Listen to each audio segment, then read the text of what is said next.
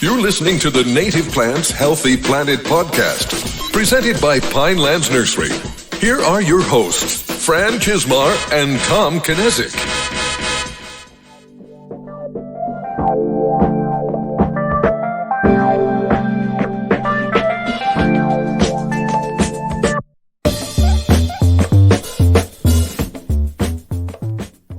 We are excited to be back with a very special episode today. Welcome back to a new episode of the Native Plants Healthy Planet podcast presented by Pinelands Nursery. I am Fran Chismar. And I'm Tom Kinezic. And this is a pretty special episode because we've been getting to know some of our listeners and really enjoying that, especially through the Facebook group.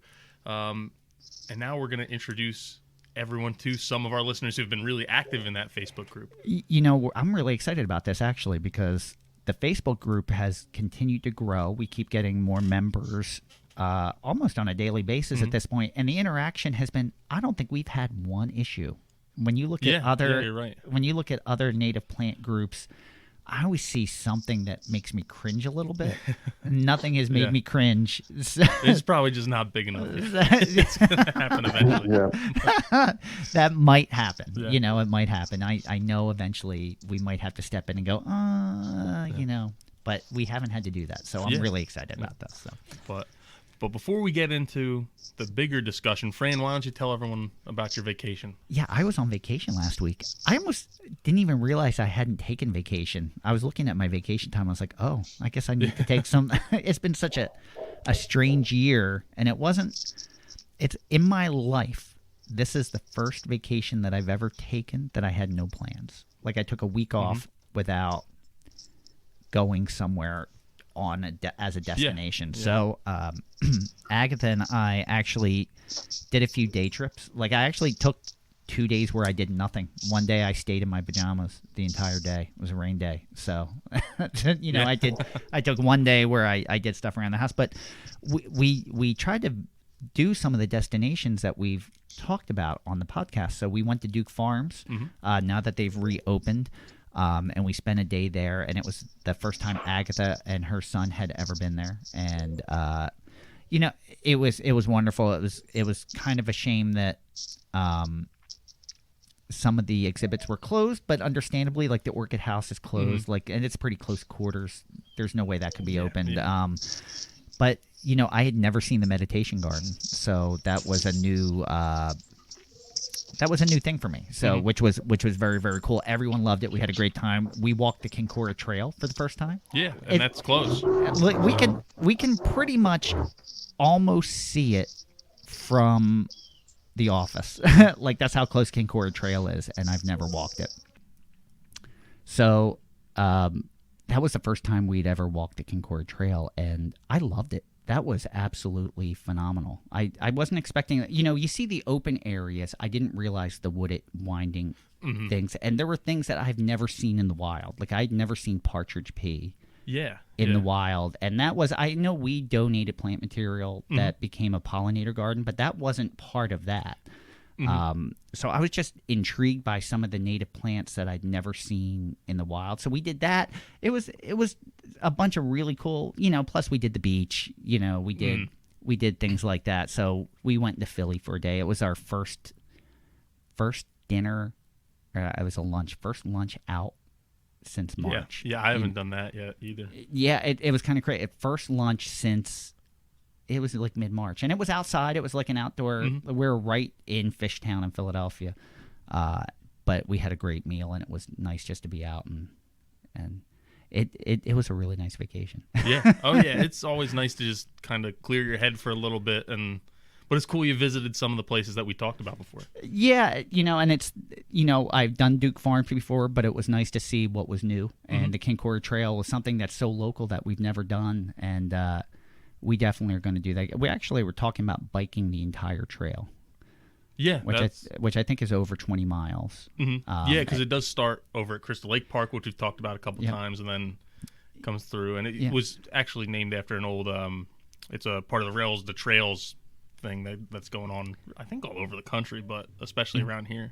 Yeah, so it was kind of cool, but I'm happy to be back. Enough about my vacation. But I noticed while we were gone, we got a few a couple new reviews. We did, yeah. We got 2 more.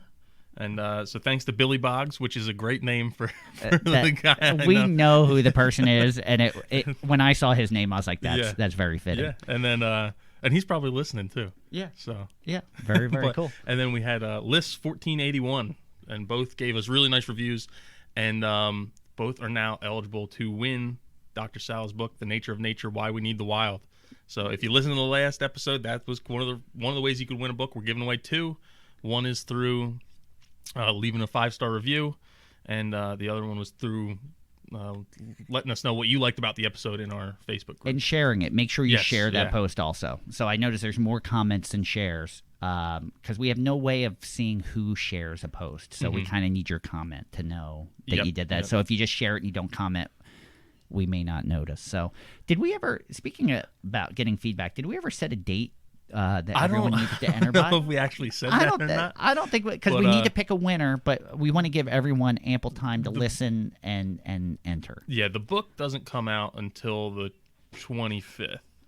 So I guess you want to either do the 25th or you want to do by the time our next podcast airs would be to the August 28th. Let's do it after that. Let's give them a little more time. Let's give it till after Labor Day. What about like the 12th, September 12th? Yeah, okay, that works for me. So let's say September 12th. Make sure you enter, you give your 5-star reviews on Stitcher or Apple Podcast, or enter the join our Facebook group and share and comment on that for your chance to win. And if you want 2 chances, you're only going to win 1 book, but if you want 2 chances, you can do both.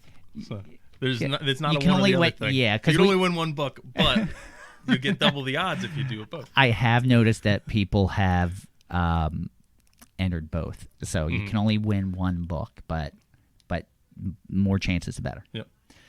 So awesome. So I think we should probably kick into this. Yeah. We should probably start talking about our guests today. Yeah, and we have 4 of our listeners on, and really from diverse backgrounds.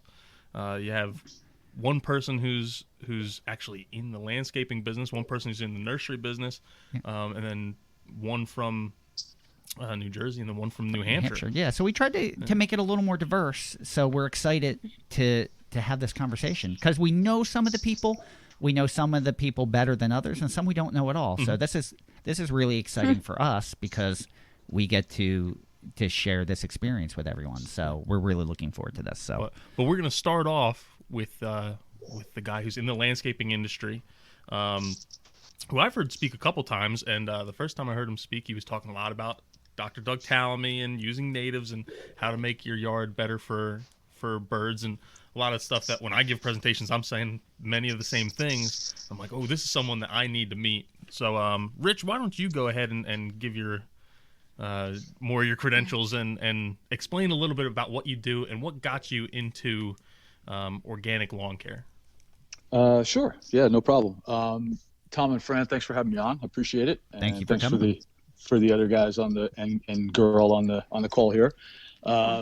Appreciate you guys. So what really got me started in this, I sort of fell into it back in the 90s and worked conventionally till I started my business in 93, incorporated in 95.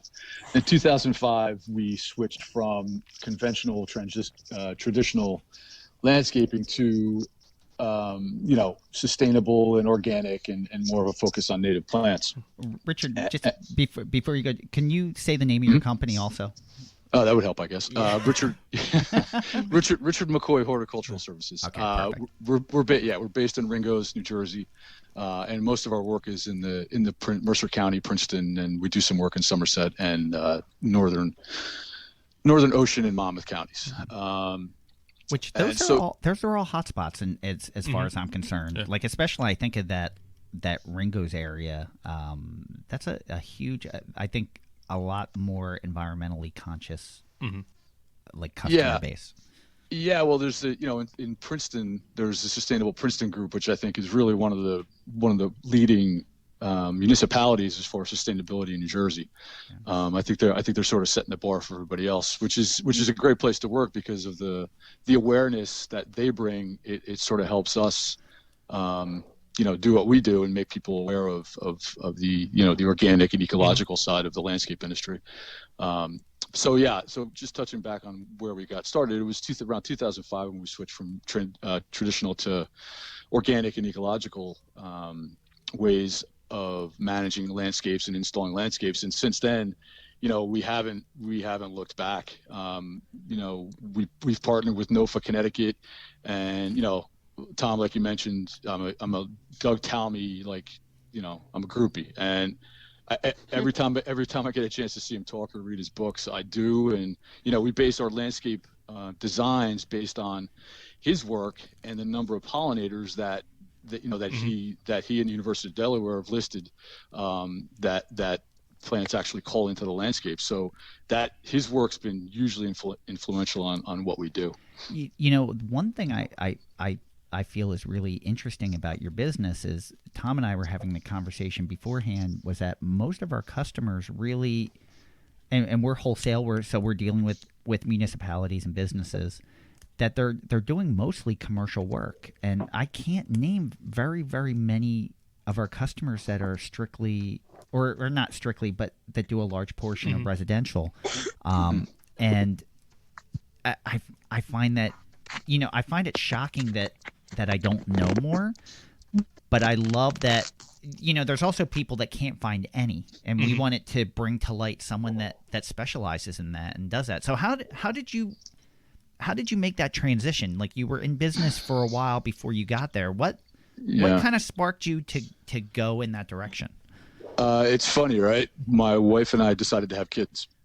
Okay. And when that happened, we decided to, around 2000-ish, we started to think about cleaning things up and eating organically. And I had one of my mentors today come onto a property and ask me if he actually is a wholesale organic distributor. Okay. And I don't want to mention his name, without your permission, so I'm not going to do that. No, go ahead. Go ahead. It's fine. It's Barry Draycott. Oh, yeah. Tech Environmental. Yeah. Mm-hmm. So he walked onto, and he and I have been, known each other for a while before that. So he walked onto a property and he said, "Why don't you do things organically?" And I said, "That never works. It's too expensive. There's no way it would ever work." And then I started digging in a little bit, and I took some classes from, like I mentioned, the folks at NOFA Connecticut. And once I did that, and I realized that the soil biology is alive, and you have to deal with the soil first. And that's when you started talking about right plant, right place, and all those things just sort of started to click. And the organic thing just sort of took on a life of itself. And it's just, it's the way we live now. It's not just a work or landscape philosophy. It's, it's ingrained in my life, and it makes what we do that much more rewarding, because we can transition people's properties from an ecologically negative property to one that's just like loaded with ecology and soil biology and pollinators and all kinds of cool stuff, and that people don't even realize should be there. And once they start to see that, it really sparks their interest. So we just sort of fell into it, but once we fell into it, it just sort of took on a life of itself. But I love that you kind of came to that conclusion on your own, and it led you in that direction. Like, full disclosure for me, and I think I've mentioned this on the podcast, when I came to Pinelands Nursery, it was, without making it sound bad, like, it was a job for me. I was working at Princeton Nurseries. I'd been there about 9 years, and they decided to close the doors. So I was in need of work, and at the time my children were young, and my wife at the time didn't want to move because we had moved for jobs in the past, and we liked where we were at, and we wanted to call it home. And I was fortunate enough that after that conversation the next day, Don Kinesic, who was the president at the time of Pinelands Nursery, called me and asked me to come in. So it was a way for me to stay close to home and with my kids. I didn't realize I was going to love it and it would become a way of life for me. It was totally life-changing for me. So it's kind of funny how I fell into that. And I can't imagine not doing what I do now. And I knew it pretty quickly. I think I wasn't here that long. Mm-hmm. And I was like, I'm never going back to that. I'm staying here. You'll have to drag me out of here. So I'm kind of glad. I think that's more meaningful when you stumble upon it the way you did. Mm-hmm. And there's not a day I don't get up and I wish I didn't have to go to work. I absolutely love what I do. And the nice thing about it too, about making that transition, is, we sort of got stuck in that rut of doing things a certain way by the calendar, because that's just the way we did it, and it happens that way, and that's the way we do it, and so on and so forth. Once I realized that you start looking at things differently and solving problems instead of using a bottle of something to put a Band-Aid on something, and you actually fix the issue, whether it's soil biology or moving a plant from full sun to shade that wants to be in shade, not in full sun.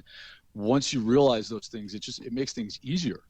And like you said, I mean, there's no way I would ever turn back. And it's just, the nice thing about coming to work every day is nothing's the same.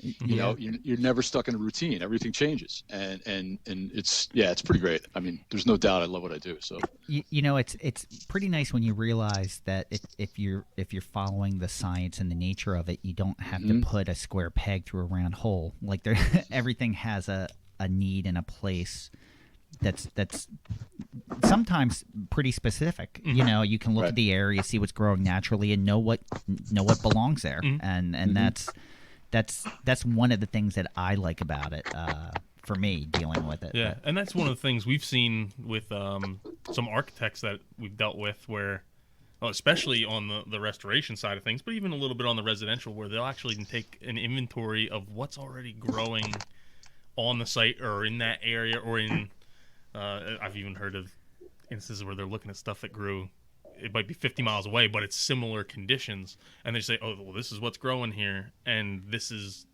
our plant list for the site we're gonna." And the historical, aspects of it, and coming from, I'm trying to say this politely, coming from the ornamental side of the industry, you don't always see that with architects. It may be, I want this plant, I want them to all look alike. I don't care if no one grows them or if they don't grow here. I want them because this is the look I'm trying to achieve. But where we'll get like, hey, we don't have this plant, it's like, oh, well, what else is a fac wet that can take this condition? And they're not, just because it's not cardinal flower and it's not red, they're not heartbroken. They just want what's going to survive. They were hoping for that, but if they can get diversity elsewhere, right, they're happy with that. Yeah, well, that's what Doug Talmy says, right, too. It's not plants, you can't just look at plants just from an ornamental value anymore. They have to be looked at from an ecological standpoint. And that's a key right there. So that transition, was that difficult for you? It was, you were heading that way personally. Was it a tough transition customer wise? Did you have customers that were bucking that, or did you have customers that didn't understand, or was it a little easier than what you expected? Yeah, no, it was pretty easy. The most difficult thing was transitioning the lawn care to organic lawn care. Okay. That was the most difficult part. But we had and still do have a great base of clients that are wide open to us trying things on their properties. And because of our clients, I think that's why we're successful at what we do. Because, I'm able to say to somebody, we're going to try this on your property, and if it doesn't work, obviously it doesn't work and we'll fix it. But yeah, our clients have been great all the way through this. And our employees too. I mean, everybody's into it. They've all taken I'm a member of the Rutgers Organic Land Care Working Group, and we have a 4-day certificate course. And, a good portion of the employees that are here have taken that course, or have a certificate of organic land care through that course. Very nice. Yeah. So, it's again, it's like once you start to live that way, it's like anything else. When you're in those circles, you start to attract those people that are like you. And it just works out pretty cool. But I think that's the best way to explain how we were able to transition and make it easy. And even now, our clients come to us because of the work we do. I don't compete. I don't consider us competition for other landscape companies because nobody does what we do. Yeah. I'm not saying that we're the end all be all either. I said, don't get me wrong by that, but there's not a lot of companies, I don't think, like you mentioned, friend, that provide organic lawn care, that provide sustainable solutions for, like rain gardens and permeable walkways and native plants, and do all those things that make a property a holistic system. I don't think there's too many clients. There are too many companies that do that. No, and there are people that want that, and we're learning that from our listeners, from our Facebook group. I mean, that's a great group of people that are very knowledgeable and know what they want and want that. And I think that's probably a good transition into some of our other guests because there's the lack of resources like you have, Rich. A lot of them are starting to do it on their own, and one of those people is Roz. So Roz, why don't you tell us how, like, you're kind of in the horticultural industry, and maybe it's a little bit more conventional. What sparked your love with natives? Yeah, introduce yourself first, if you don't mind, and then tell us about that. Okay. Well, my name is Rosalind Doremus. I've been in the horticulture business for many years, more than half of my life. I started at a wholesale nursery and retail when I was 16, and that was Barton Nursery. And I got familiar with many facets of the business, meeting the demands of, construction companies, bigger landscape residential, and then I even dealt with homeowners. And while I always had an immense love for being outdoors and camping and just learning the names of flowers with my mom, I really didn't know too much. So I was kind of learning alongside the retail customers while selling them their plants. I'd be looking them up and, trying to learn what they are and where they were to be planted. And, I worked there for 10 years, and then I took another job at Pleasant Run Nursery in Allentown, and they were more geared towards pollinators and being sustainable and just working with the environment, as opposed to, like Rich says, trying to make things work for you, when really when you work with them, it's just much easier. While I always had a horticultural background, being at Pleasant Run really connected me back to my, natural being as just myself, and the pollinators and hanging out with the butterflies and the birds, and just wanting that to be everywhere and in everybody's yard. Go ahead. I'm sorry. Go ahead. No. I guess, and then I just more recently, left Pleasant Run and have been focusing my energies working with homeowners and just getting them to try and love nature right alongside me. So that's kind of where I am today.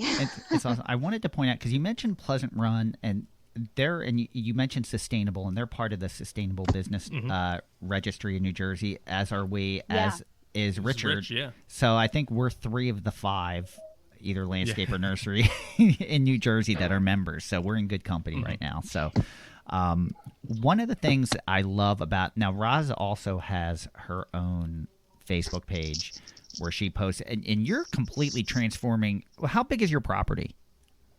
We have 3 acres here. Okay, and you're completely transforming it, which I love. But I just love how you present it. You're very to me, you're very peaceful and free spirited, and just everything is like all loving. I've never heard you say a bad word or like or it's wow. Just a very I'm trying to think of the word, not generous, but like you're just a very kind soul, and it comes through with all of this. So we love that we're starting to see you transition. You're not completely 100% native, but I see a lot of what you're doing is native. The native draw for me is very simple. It's probably just ingrained in who I am. Not only are the plants beautiful, but they're the right plants for the right spot. We have a heavy clay soil. It could be very, very wet, and the plants that I have back there, the Ilex verticillatas, the clethras, the eupatorium, all the ones that you see on my Facebook page are just the ones that belong there. The milkweeds. I'm not doing anything outside the box. And truthfully, the way we started converting our entire yard to gardens was because my husband Matthew is also in horticulture. He wanted less to mow. He wanted less to mow. We've got a lot of big trees back there. They've got extensive root systems. And, he's mowing them over, and the trees probably aren't happy. But if we create gardens around them, it's less work that he's got to do, So Well, and lawn really ecologically isn't serving as much purpose as what you're doing, which it's nice to see. So, let's introduce the other guest too. So, Skip, would you mind introducing yourself? Yeah, I'm Skip Ernst. Skip, I guess I should say I'm 34. I live in Freehold here. Awesome. I just had my second child, actually. Oh, congratulations! Awesome. Congratulations! Yeah, thank you. So, 12 days old. And Wow. my daughter's going to be Man, I my daughter's appreciate. going to be 3 Wow. next month. So. I appreciate you taking the time out. I Yeah. know how hard it is to have time when you have children that young. So we both really appreciate that. One of the things that why we wanted to have you on is, I guess my question for you is, do you have a background in this field at all? I actually don't have any background at all. I just Wow. I don't know. I just have like a curiosity, and I like to do things myself and do things hands-on. Yeah. Like I was always doing projects with my dad when I was a kid. Okay. All right. So We are both really impressed just with your knowledge, and you're very.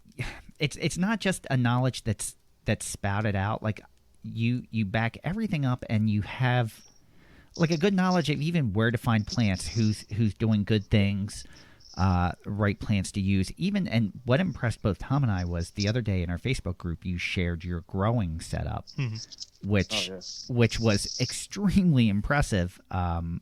Especially knowing also that you have 2 young kids. Yeah. And you're maintaining that too. So for those listeners that aren't a member of the Facebook group, can you talk a little bit about what we're discussing with your growing setup and what you're doing on your property?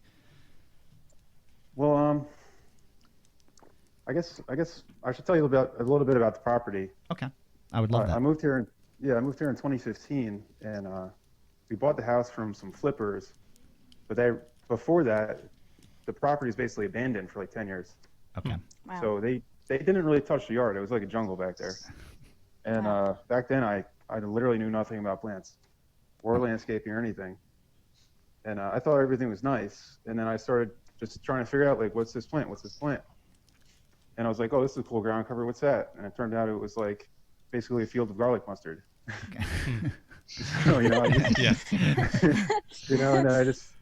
and I spent like weekends just pulling out multiflora rose and Japanese honeysuckle. Wow.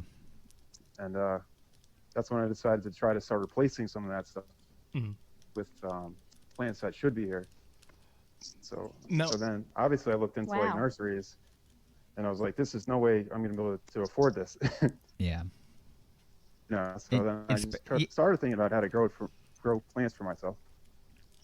Now, when you said that you had a lot of invasives in your backyard, I think a lot of people probably wouldn't even taken the time to look it up. But even if they found out what it was, probably would have looked at it and said, "Oh, I'm not messing with this." What spurred you on to kind of tackle that project and say, "Hey, I'm gonna get rid of all this stuff"? I don't really know. Just something clicked. Yeah, it was like kind of like Rosalind mentioned, like a maintenance thing. Yeah. The plants spread. You can't just like leave them there. They just get more and more thick. Yeah. I think So, as you mentioned, you're trying to grow some plants yourself. So you shared like your growing setup. So, but you're not just trying to grow 1 or 2 things or using one method to grow everything. You actually like different soil types. Like you've researched out like soil types and what you need to grow each thing properly. Like you can tell that you're inquisitive enough that you're asking all the right questions to do it. yeah. So, I guess the first thing that I tried was like there's like a website or a Facebook group, Winter Sowing, and you can see that on like like message boards and forums and stuff like that. Okay. So I tried that, and then I just, I thought I needed more plants, and it'd be easier to transplant things from the plug trays. So I just kind of went with that logic and then built like these cold frame kind of things. And then, I was trying to think about like, I don't really have room inside my house for a big grow area with lights and all that stuff, and that's going to hit my electric bill. And what you're doing, it's kind of silly to use a lot of energy for things I'm not selling and things that nature just grows by itself. So Yeah. So I was thinking about how I could do this passively, using just the sun and the weather, So the first thing I tried was, like a cold frame with like row cover fabric over it, so the water could get through. Okay. But that didn't really work well. It kept ripping, and Gotcha. So I just, I don't know. I just kept on that track and just continued experimenting until something that kind of worked. And then I came into like failures, and I just like, thought about why isn't this plant growing? Like, why isn't the soil draining? And then that's where I kind of looked into like, what's wrong with my soil, or what's wrong with the plants, or that kind of thing. And how many plants would you say that you're growing for yourself on a yearly basis? I mean, definitely at least like 50, 100. Okay. Wow. All right. Very nice. Yeah. I'm trying to grow a lot. Like I planted, I think like almost 1,000. And I love your experimentation too, because you had mentioned you tried sewing certain things together. Correct? Am I correct in that? Yeah. So everything is basically sewed in those flats, and they're like deep plug trays. Okay. Mm-hmm. So I'll do like a row. Like I have a row. It's like New England aster, and the one next to that's like zigzag goldenrod, and then there's like New York aster. And so they're all actually together in there all winter long. And it is kind of like a one-size-fits-all approach. The one of them does have like a plastic cover now. Okay. To kind of control the rain a little bit better. All right. Very nice. Yeah. It's funny when that conversation came up in our Facebook group, I actually typed something and then I deleted it because I'm like, you know what, it doesn't have to be that complicated. And then I started typing and typing and typing. I'm like, oh no, this is pretty complicated. I'm not gonna go into, because I was thinking, I was like, of how we do things at the nursery, but then then I started really breaking it down. I was like, we grow a lot of wetland plants, where we do some upland plants, but we specialize in wetlands. So we do emergence one way, we do wetlands one way. It's basic soil types, but we'll mix the percentages around for this crop and that crop. So it does vary. So like I was generalizing, and then I realized it's really not that general. I should probably just be quiet. And how much of your property do you think that you've converted since you started doing that? Well, I started with that front landscape bed. I posted a couple of pictures on there. Yeah. And I think that's like 750 square feet. Nice. Very nice. Then I have another area that's like 75 square feet by like 4 to 6 feet wide. Okay. That's like mostly shrubs and stuff. And then we put up a fence. Actually, that last line I put up, where I planted it to be a fence, but plants don't really work on our timelines. So, so I put a fence up, and now I'm basically just planting everything all along the entire fence line. And like one of the fence lines is like 114 feet long. Another one's like 200 feet long. Wow. So, wow. Very nice. Very nice. Yeah. I think we should probably introduce James next. And we made him wait because he's already a podcast celebrity. He is. He's our resident podcast celebrity. This isn't his first rodeo. So we're expecting big things here. All right, I'm ready. All right, go ahead. Introduce yourself, James. Sure. My name is James Davis. I do live in New Hampshire now, but I actually grew up in New Jersey. So just like all of you, I'm from the Garden State, or at least spent quite a large portion of my life there. I kind of stumbled into caring about gardening and native plants and things just after I became a homeowner in New Jersey. I think I went a long time without caring about plants at all. And then there was something about owning property and watching the plants come up on the property that was really, I don't know, entrancing to me somehow. You know, it really got my attention. And I happen to have a lot of free time on my hands at that time as well. So just started kind of getting into it. I took master gardener classes there in Mercer County. I think I was the youngest person by 20 years old, maybe, when I was in there, but it was a good time, and I learned a ton, and, you know, kind of been continuing on the journey through my various stops since then. So we did, you know, we've been teasing you about it, but Tom and I both listened to the podcast you were on, and I thought it was a great episode, and, you know, both listening to both you and your wife, it's nice that both of you are enjoying that journey together also. And you were saying you were from New Jersey, and you do have a little bit of a background. Did I remember you worked at a preserve? Not exactly. So I ran a summer camp in upstate New York, and that was 850 acres. And, you know, we certainly, by then I was very into, you know, gardening and plants and so forth. And I was just finishing up my master gardener classes when I got there, actually. So, you know, we definitely took a really close look at trying to take an intentional look at that property and figure out what its best use could be. So, you know, we installed a 1 acre organic community garden up there. We did look at the plants that were growing on the landscape, tried to eradicate some invasives like the Japanese knotweed and garlic mustard and so on.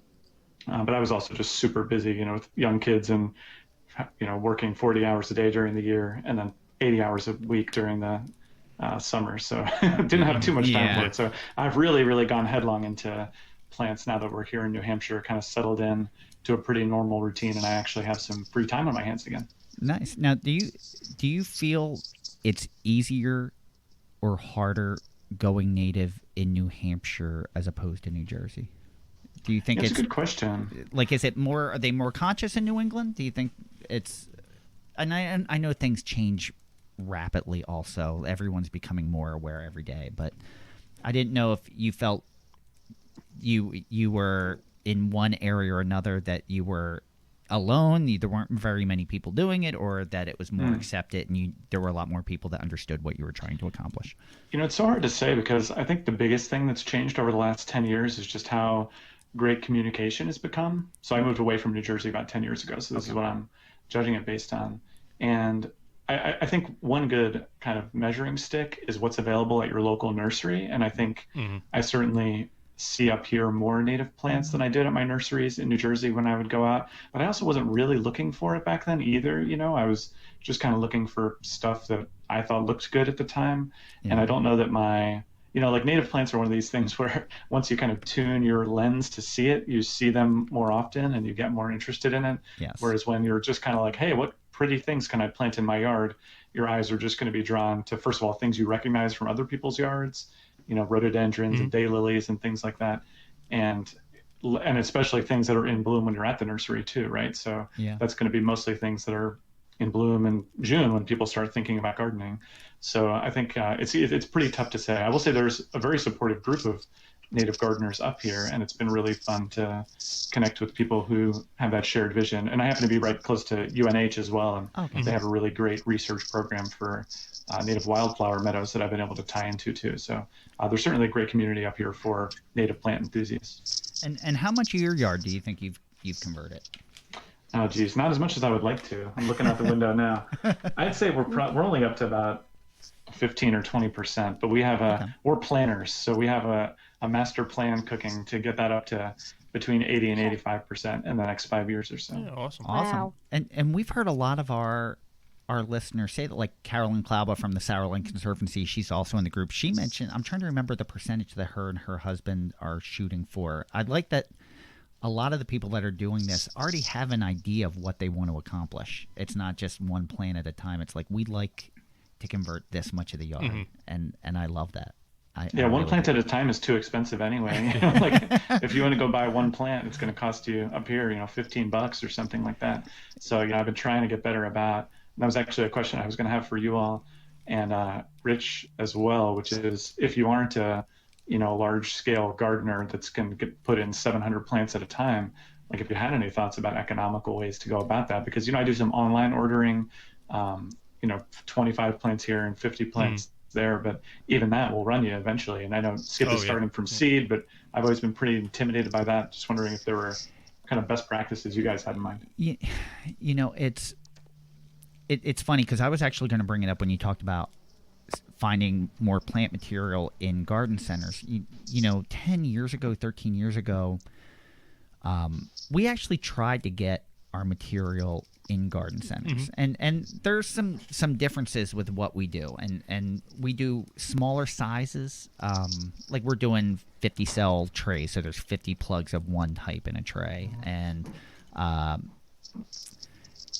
we don't do any ornamental pruning. There's no ornamental pruning done at all, and we try not to spray. So at certain times of the year, things don't look good. Our eupatorium right now, we're shipping based on root health, not what the tops look like. You know, and it's hard to put that material in at least 10 years ago, to put that material in a garden center and for them to have a knowledgeable enough staff with natives to be able to explain that to a customer, especially when you take like a 1 gallon sweet pepper bush from us with no ornamental pruning and put it next to a 3 gallon from another nursery that might be a variety that's been pruned and fertilized. And you know, anyone who doesn't know what they're looking at is going to choose the other one over ours. So it's, you know, I think the awareness is a lot different than it was 10 years ago. And I think it's more feasible now. And we've actually talked with other growers about taking our plants and growing them on to the next size, because not every homeowner is going to want 50 plants of one variety. So I understand. You know, we were going to ask that question to all of you, actually, if you were finding that an obstacle in finding plant material, or an economical way to find plant material. Yeah, Fran, if I could just jump in. Oh, please. So what we do we use a lot of plugs. So when our clients, nobody's got just a tree full of money that they go and shake. So, we have budgets that we have to work within, because, they're not doing the work themselves, but they want to cover large expanses of area. Like I mentioned, we manage turf organically, but I would just as soon get rid of it and manage a smaller portion of turf and incorporate, borders of natives or, meadow or whatever the case is. But it takes time for that to develop. So, you do a combination of, a seed mix, a locally grown seed mix. And, you use plugs, and you use 1 gallon perennials, and you use some shrubs that are in 3 gallons, and you scale it depending upon budget and what their expectations are. Now, one of the great things about using plugs, I think, is that they establish so quickly. And that's a great point. I was actually going to say that part of the reason that we grow plugs is just root to shoot ratio. The smaller the plant, the quicker the transplant. So that planting a plug in March and a quart in March, by the end of the year, is there really that much difference? It's more of an immediate impact than anything. Yeah, and you cover a lot more ground. Exactly. No pun intended. You do. You can cover a lot more space, a lot more effectively and efficiently. Yeah, and then I guess my 2 suggestions with it would be, always look at the end of the year. I'm a big fan of just planting in the fall anyway, because I feel it's not a full year jump, but that next spring you're getting second year growth versus if you plant it in the spring and then you're going to get less flowering, plants are going to be smaller. When the soil warms up a little bit, it seems like those plants start to push out roots a lot sooner than when you traditionally plant. Yeah. So I've always loved planting in the fall. That also times up when a lot of people are trying to get rid of stuff. So places that it's just what happens left over. It's what I'm lucky enough. I live on a nursery, and I kind of get to that time of year. I look at our availability. Oh, we only have 35 plugs of this left. It's not a full flat that we're going to sell. I'm just going to grab them, and I'll take them and use them myself. And the other thing Rich brought up was, I guess, selectively using seeds. Yes. And when we're selling bulk seed and big batches of seed to people, I always say, hey, something like Baptisia australis, what's it? Wild blue, I always mess that one up. Is it wild blue indigo or blue wild indigo? It's I don't remember which false word it goes indigo or wild blue. False, yeah. So with that, well, if you're gonna try and grow it from seed or put in a seed mix and see it come up, it might be anywhere from like 3 to 10 years before you'll actually see that plant in full bloom. So that's one. It's also an expensive seed. Just buy plugs of that one. Whereas stuff like Black-Eyed Susans and there's tons of stuff that'll come up easily from seed. It all depends on how much chaos you're okay with. Yeah, and I think Richard brought up a great point. If you use a combination of both, you know, even for commercial settings based on a budget, they'll go further spacing and overseed. Yep. You know, like an average like restoration spacing is probably for herbaceous 18 inch to 2 feet on center, but we've seen them go 3-4 feet on center and overseed so they can save money and try to get better success. So I think you can use a combination of things. But when we're done, James, when we're done the podcast, I'm going to give you the name of someone in Massachusetts that's wholesale, but will sell retail. But they do it selectively, so I don't want to say who they are on the air. Nice. But I'll forward you someone that you can say that you were talking to us and see if they can help you at all. And I know they Excellent. do. Thank you. They do plugs and things like that, and they're based in New England, so the provenance is a little better for you. So for all of you, is provenance key for you? Like, do you, when you're buying plants, is it hard enough to buy plants that you kind of let that go out the window a little bit, or do you try to get proper provenance when you can? For us, we sort of let that go by the wayside. Okay. Yeah, because it's like you say, it is hard enough to get this material. That and plus when we need to get it, we need to get it quickly. So we don't have a lot of time to look around. Now, trying to run a business, if I could probably put somebody on that and have them, you know, pay somebody hourly to try to find the select seeds that we need from the right provenance.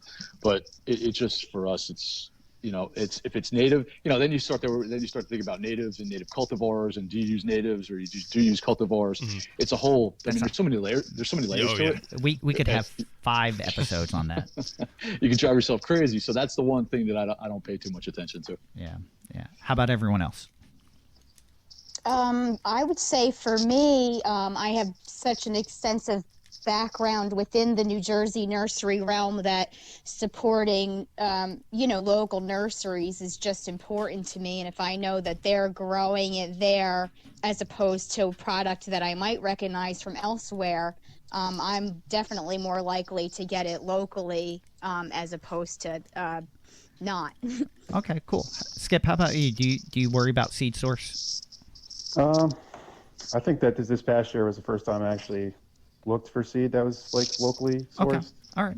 So some of the stuff was kind of picked off wild plants like that were in abundance, you know, like a couple seeds. And then other stuff was ordered from you guys and another a really small grower in South Jersey. Okay, you can say their name. It's okay if you want to. That was Earth First. Okay. Oh, Natives. yeah, definitely. And James, how about you? Yeah, I tend to buy most of my stuff from Prairie Nursery online, just because they can send me as many plants as I want. They have I'm going to do an advertisement for them. They do they do a guarantee on the plants, which I find so different from other places I bought plants. So, you know, they're sending them through the mail, of course, but if something looks a little punky when it shows up, you just let them know and they'll replace it. And they've been really tremendous about that for me. So that's, you know, they've certainly earned my business. Wow. You know, price will always have to win first because I'm trying to do so much area. But all things considered, I would always recommend them for sure. That's a great perk, especially if you're on a budget. That's important, you know. So I can understand why that would be important for you. So we do have a couple group questions that we want to throw at you, just like that one. But I'm gonna cut in because Rich opened up the can of worms, okay. and so I'm blaming you, Rich. Right. But what I do? What do you guys? How do you guys feel about? And I want everyone to be nice to each other. But what do you guys feel about cultivars, nativars versus the straight species? Fran's giving me a glare. I can't stand the name nativar for starters. Yeah. It drives me bananas. So let's just put that to rest right away. Again, it's, you know, when you're trying to use natives as much as possible, you know, I try to use species as much as I can, but we will use, we'll use non-native plants in our landscapes. But we're using 95% or 98% natives, and probably 75% of those natives are species. Yeah. So, we try to use the species as much as possible. Now, if you look at some of the work from Penn State, they're saying that some of the aster, the varieties of asters, some of the cultivars of the asters are actually better pollinators than some of the species. So, again, we try to stick to species if we can, but if we use cultivars, we're okay with that, but we don't. We try to go species first. Okay. All right. Anyone else? Yeah, actually, the first two plants I ever ordered were from Amazon, and they were it was like a quart-sized like viburnum nudum brandywine. The ones the winter there. Yeah. And I think those are probably the only cultivars I have, other than actually I have the Ruby Spice, the Quattro. But that's really all. You can only buy these kind of varieties around here. But then there's things that just are kind of silly, like the odd colored echinaceas and stuff. I don't really touch those things. Yeah, it's all right. I'm gonna throw my opinion out there before I'm just gonna interject. So at Pinelands, we're 100% native from seed, except for things that you can't. They don't produce a viable seed. That's how our business is. Outside of business, do I use 100% natives? No. Do I try to? Yes, I would love to be a purist at heart, but I'm not there. And I think sometimes it's better to at least be knowledgeable and use something that's close than use something that's invasive. Like I'm not ignoring any of that things, but I try to be as close as I can, but I'm not perfect. Yep. And such is the rest of my life. So that's I think it's fitting. So it kind of all follows that same thing. Yeah. So I mean, the whole thing too about that is if you think about just using the species too, but then are you just going to use something that's native to New Jersey? For example, when I look at a native plant, I sort of drew a line. When I decided that we were going to use natives, I sort of made an area that I think is acceptable for our company to call a native plant, and that's like south to the Mason-Dixon line, over to the Great Lakes, up to the northern United States and Canada.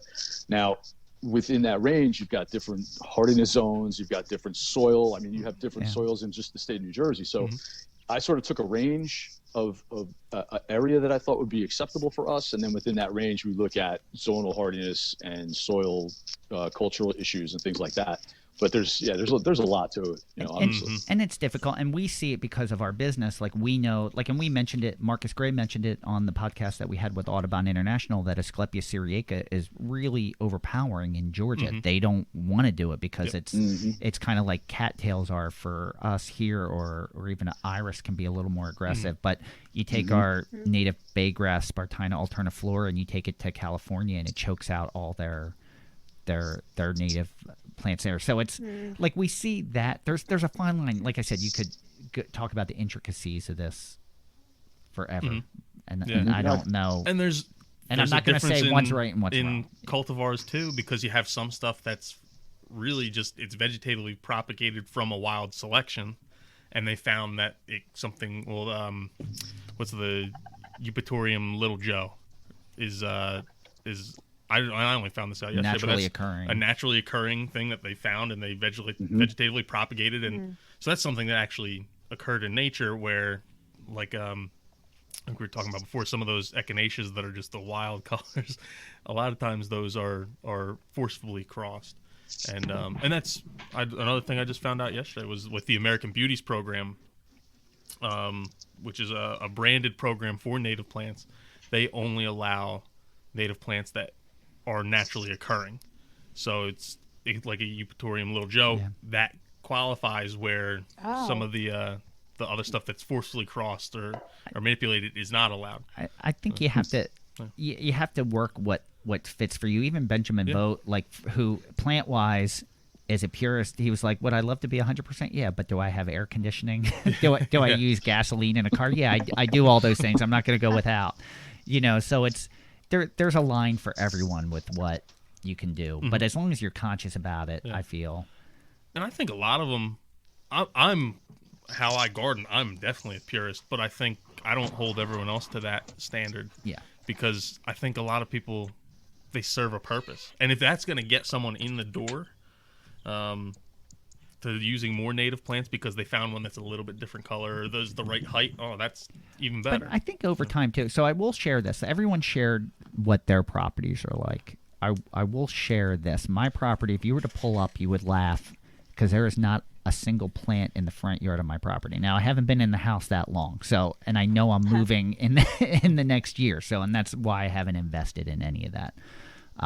But the whole backyard is native and wooded, and there's some really cool naturally occurring things like Canada Mayflower and cinnamon fern, and there's a pipeline that is left unattended that's all soft rush and that I've been trying to seed in and give it some diversity. It's lurid sedge and soft rush and things like that. So it's but I am recently engaged and moving in with my fiance at her property, which had no natives on it except for some cinnamon fern.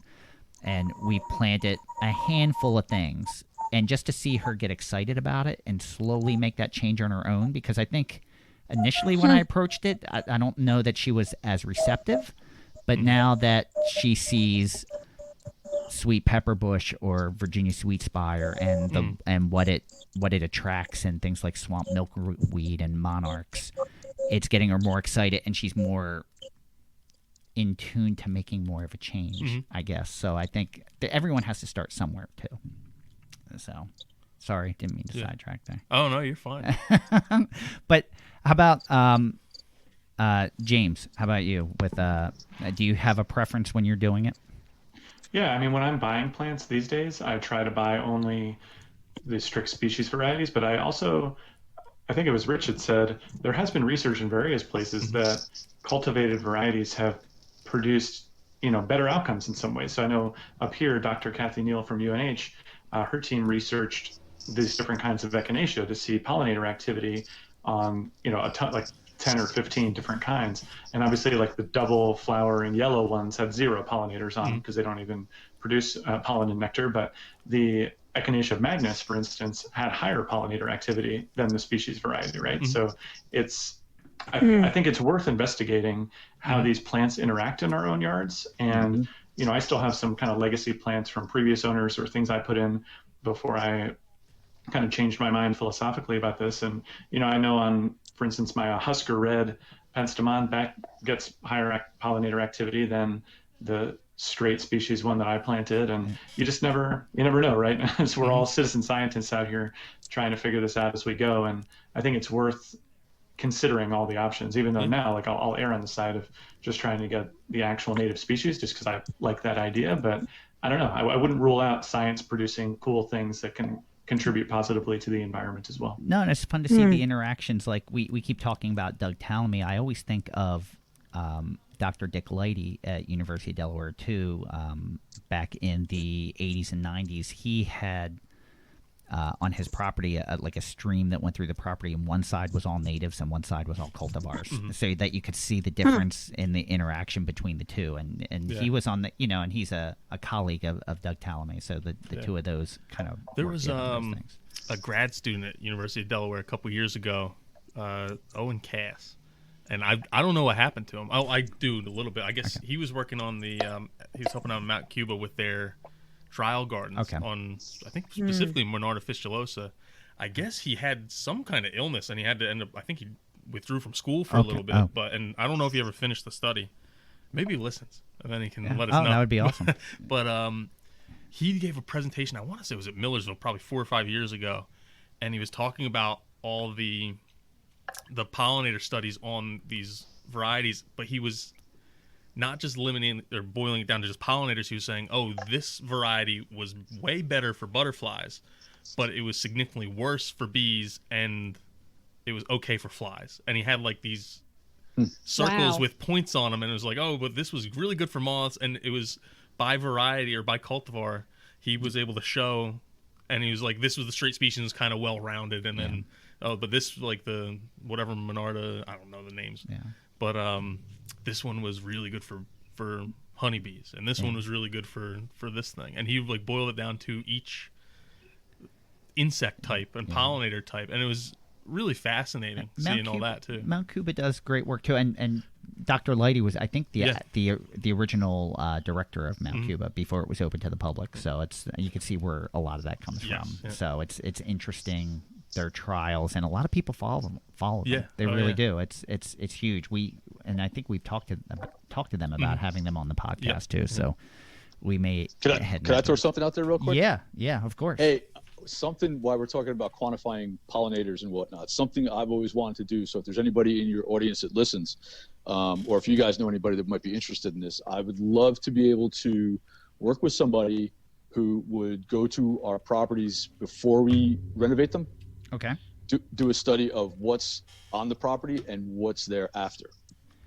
Right. So document the plant material that's on site. Document what, if any, pollinators they find, and then the difference in a native landscape versus that negative ecology landscape. I was going to say, you could probably talk to Dr. Handel at Rutgers, and I'm sure a grad student would be able to do that as a graduate. And there's Blaine Rothhauser does his moth studies. Yeah. So this is going to take us way off track, but this is pretty cool. And I might have even brought it up at one time before. And Blaine is with GZA. GZA Environmental, yeah. So he actually, I think he's trying to get it approved by the DP. So it's actually a measurable metric that they'll use to assess site rehabilitation. But he does these moth surveys, and he basically has a moth night, sits out there with a tarp and a light behind it, like a 6-pack of beer, and puts on like a baseball game. Yeah. And he sits out there all night, and every 15 minutes, half an hour goes by, he'll go and check that tarp with a light and see what moths are there.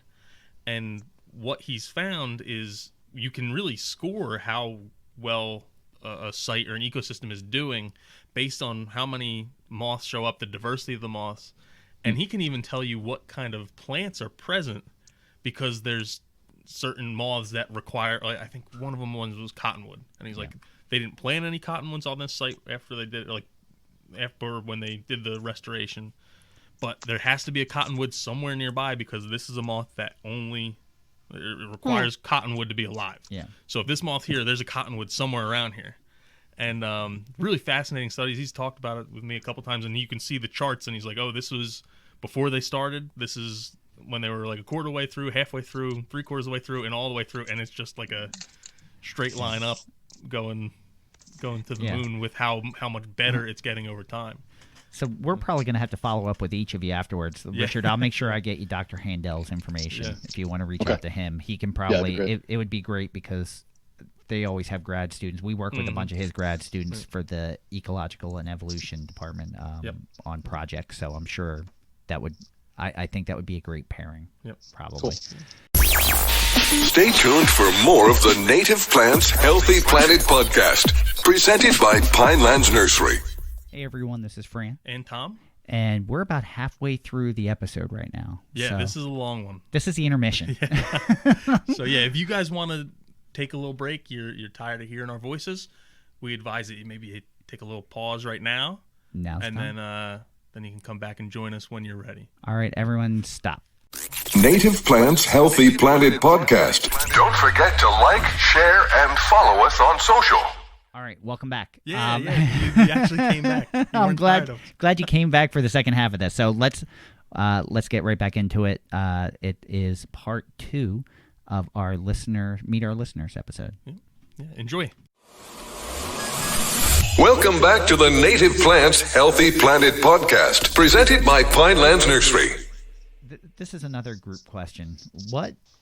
You've all made the conscious decision to go native. What is the most difficult part of that for all of you in doing that? And we may have touched on some of this stuff. It may be finding material. It could be just the cost of it. But what would you say the most difficult part of it is? I know when we talked to Benjamin Vogt, it was the perception of his neighbors.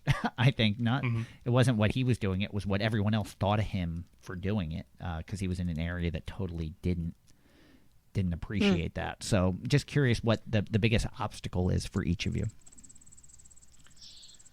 I guess something that we have a hard time with here, and Matthew and I were trying to come up with answers to this question, because there truthfully haven't been too many issues in going native or wanting that to be here. But I guess weeds is our biggest issue here, and how to treat them. I mean, we spend hours, hand weeding, and that's just really our biggest issue. But in wanting to be more native, our garden looks more natural, and we're kind of okay with the weeds. So there really hasn't been too many issues here on our end. We hear that a lot, actually. Weeds, and that's a good question. I don't know if Richard, if you have a advice for that. Well, yeah. I mean, you need to plant densely. That's another reason why I like to use plugs, because you can put them close together. And obviously, what you need to be careful of is what your companion plants are. Like if you put a Physostegia, two different cultures, but if you put Physostegia next to Tiarella, the Physostegia is just going to eat it up. So, you have to be careful what you're planting together. But when you plant plants and plant them tightly together, then they're going to grow homogeneously and work together. You're going to cover that ground. Then you're going to not have weed issues. If you do need to spray, what we found out through all our work trying to not using Roundup is get your pencils ready, because this stuff works. 20% vinegar. I'm giving out a trade secret. I shouldn't do this. 20% vinegar. This goes in a 3-gallon backpack sprayer. Straight vinegar, no water. 2 ounces of yucca extract. 2 ounces of orange oil. And what we're going to, I learned from Mike Nadeau from Connecticut just recently that what he puts in his vinegar solution is salt flour. And that helps the vinegar and the acids and everything else sort of translocate to the roots, and it actually starts to kill the roots a little bit. So I have some of that ordered, and we're going to be throwing that in our mix probably next week to see how that works. But that's worked for us as good as any glyphosate product that we've used. So you really are giving trade secrets out. That is stellar information. Yeah. Did you develop that on your own? How many people listen to this? Quite a few. Just us, right? Quite a few. Just us, right? Like 3, 4, like that. Well, that's the thing. That's the thing about when you start doing things, and like this conversation we're having. It's really, people are really open to talking. Yeah. Which is one of the reasons why I never really got involved in any of the trade associations in New Jersey. Now, the NJNLA and NJLCA have come a long way, and I love working with them, and I love talking with them and speaking to the people that are members of their associations. But I'm not going to go off on that tangent, but the great thing about doing things organically and meeting people that do things organically and sustainably and ecologically is we talk about it, and we're open about it, and we share things, because there's a handful of contractors in the state of New Jersey that we always go back and forth. So, for example, the vinegar, I started using 20%, and that wasn't working well, so we started using 40%. I talked to another contractor; he started using some orange oil, and then we used yucca extract, and then so you just start throwing things back and forth, and everybody's trying something new, and eventually you land on something that really works. And that's one of the great things about doing this is the people that you meet and the openness of the other people that are willing to they're willing to share their information. That's I think is what is really starting to push this movement forward. Is the openness of people to discuss it. Yeah, it's nice that everyone's sharing, and that's you want, for how competitive the industry can be, we're really friendly with our competitors. Yeah. We actually there's a few that we hang out, we send each other stuff like that. Like we're actually very friendly with our competitors, and we share. Like there's only so much you can share. Some things are a little proprietary, on some things, but we share a lot with our competitors. They come, they see how we do things. We go there, we see how they do things, and what we can pick up from each other, because everyone does things a little bit differently, and they have something that works for them that may not work for you. But no, it's pretty. We're all in it together, and that's the biggest thing. We're all trying to help each other. And there's nothing that's really secret. No, you're right. You're right. It's like. If you're putting down, let's say you're putting down pavers, if you're going to be 5 or 10% different than the other contractor, nobody's doing anything unless of course they're skipping steps and just putting down dust and putting the pavers on top and not putting the base down. Yeah. But everybody knows what everybody's doing, there really are no secrets. So why keep it bottled up? You know, I mean, I don't see any point to it. That's why I like to do my talks. That's why I love to present, because I love to talk about what we do. And by doing that, I hope that, you know, it sparks somebody and somebody else to make them sort of take that path that we're starting to take, you know. One of the things that we've learned, that even if you know how someone's doing something, it doesn't mean you can do it either. Because you know, there's a couple things that we specialize in, and we have competitors that have things that they specialize in. We've shown them how we do it. They've shown us how they do it. We can't replicate each other's success. So it's, you know, it's just how it is sometimes. And I'll even throw on top of there that, oh man, I just lost everything I was thinking about. That's all right. Yeah. Well, you know, give yourself a second. We can ask Skip or James if they have what your biggest obstacles are. Yeah, mine would actually probably be weeds as well. Okay. All right. Good. And, then we're touching and on the availability. Yeah. Okay. James, so, go. No, go ahead. I'm sorry, Skip. I didn't mean to cut you off. I thought you were done. I apologize. Oh, I actually wanted to ask Rich how he would get rid of a whole bunch of creeping Charlie, because my yard is just covered in that stuff. Well, that's another trade secret. Oh no. I'm picking creeping Charlie out of my yard right now. Oh my God! It's like, my yard's just like a composition of weeds. Multitasking. Are you? Is that in your lawn or in your beds? It's mostly the lawn, but it's also, you know, trying to get in the bed. Yeah. Keep it out of there. So yeah, we use what's called a bioherbicide for that. It's a chelated iron product. I don't know that you can find that, and it's only available wholesale. I don't think there's a key. There might be. You might be able to find something nowadays. I don't know, in a big box store. It's a chelated iron product. It's got some other stuff that we put in it that works pretty well. But as a homeowner, I'm not sure that there's a whole lot you can do about it outside of, you know, spraying it and starting over. Okay. Sorry. No problem. That's good. James, how about you? Sorry. Sure, I'll jump in. Yeah, the thing I struggle with sometimes, and Skip kind of alluded to this earlier, which is when you're growing these plants that you don't find in nurseries, getting information online about how they should be grown is actually pretty difficult. So, you know, like your nursery, the person who works in my local nursery can tell me all about the best conditions for, you know, echinacea, let's say, or rudbeckia, things like that. But when it comes to the bone sets or the great blue lobelia or things like that, there's no one that's like around here that I can say, hey, what exactly do they mean when they say, you know, moist to medium soil for this plant, right? So when it comes to growing these natives that you just don't see in gardening centers, and then they also aren't spoken about much online, what's the best path for learning how to grow those? Or is it a simple trial and error, or is there good rules of thumb that you try to follow? You know, I think a lot of that is trial and error. You know, it's sometimes it's, you know, for us to learn how to grow low bush blueberry from seed took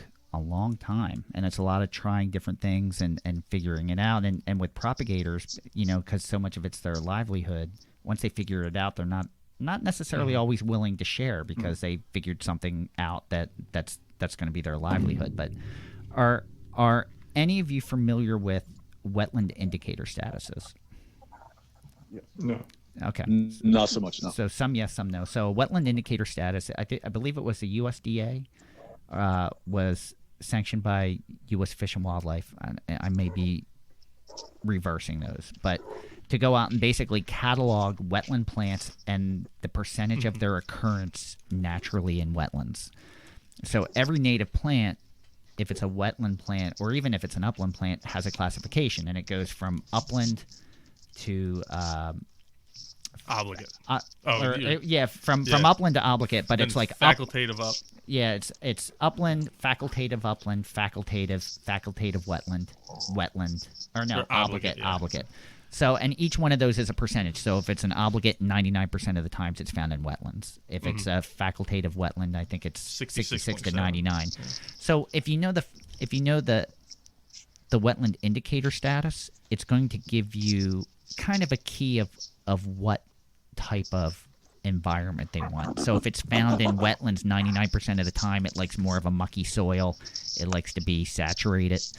You know, if it's a facultative, which means 33 to 66% of the time, it could be dry, it could be wet. They're probably the easier ones for you to grow because they take a range of conditions. You know, an upland, like a little blue stem, needs to be dry. You know, that they're found in sandy soil with low nutrients or no nutrients, so you don't have to over fertilize them. They get deep rooted because they're looking for soil, so they just need to be wet, but not overly wet. Like they need to be dry, but they need to. It doesn't mean they like no water. So just knowing that will help you pick out a little of those conditions of how to grow those plants. I don't know if I helped you with that at all, but you figure upland plants are grown where it's dry with a drier soil, so maybe more sand, better drainage. Wetland plants are heavier soils that like it more wet. So that might help. Where would you look to find that status? You just look it up on like plants.usda.gov or something like that? That's it. And it will actually give you the wetland indicator status per region. So you pick your region because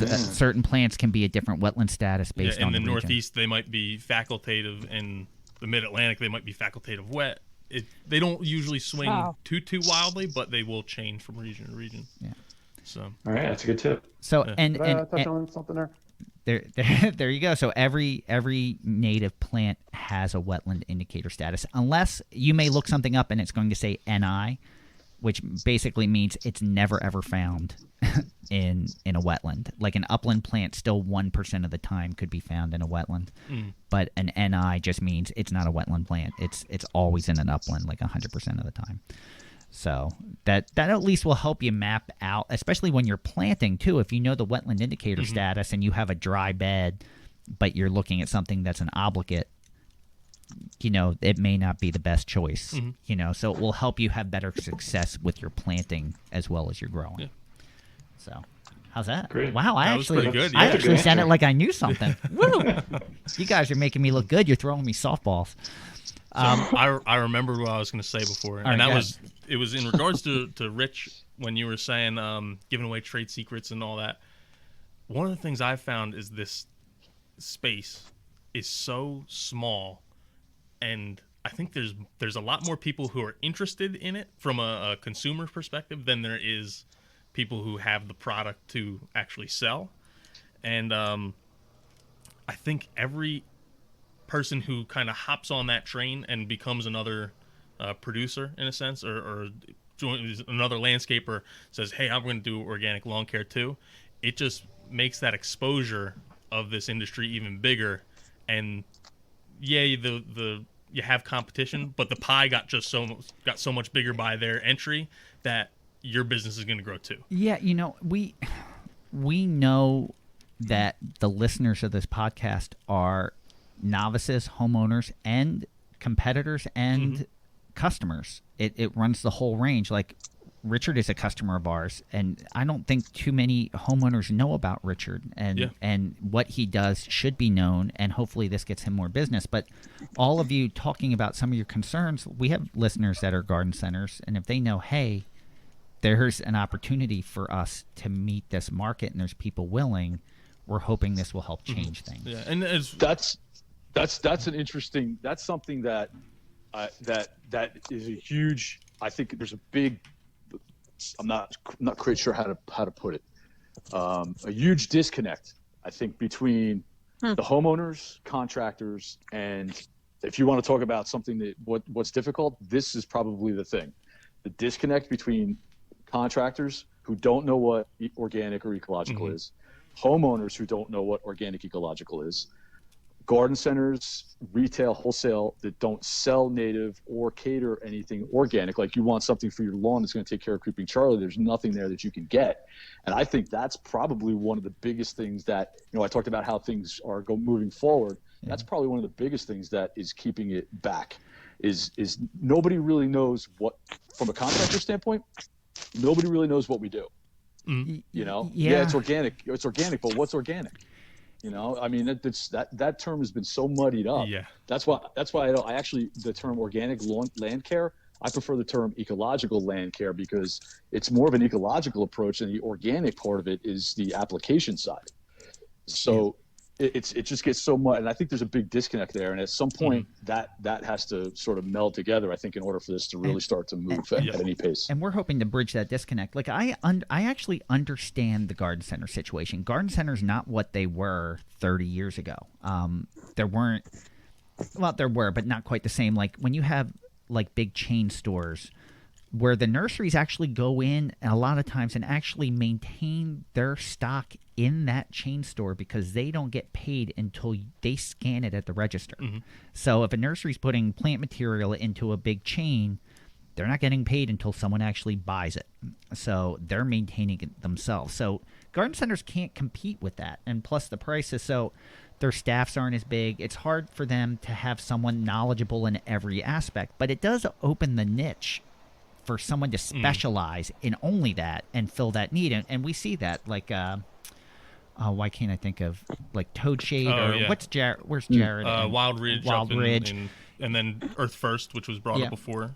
You know, which are all great outlets for people that don't know about them. And I love all these native plant groups on Facebook where people are sharing this information to say, hey, if you're in this area, go here. They'll help you.